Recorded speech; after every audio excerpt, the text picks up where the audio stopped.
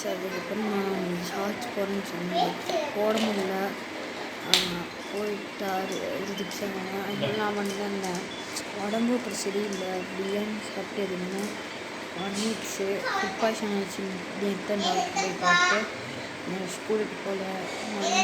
மறந்து எடுத்தேன். பட் அது ரொம்ப ஹேர் ஸ்டைல் எதுவுமே நல்லா இல்லை. அதனால் அதை டெலீட் பண்ணிட்டேன். இப்போ இந்த வீடியோவை போட்டுட்டேன்.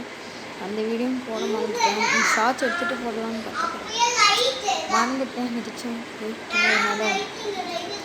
அதனால் எதுவும் எடுக்கிறேன்.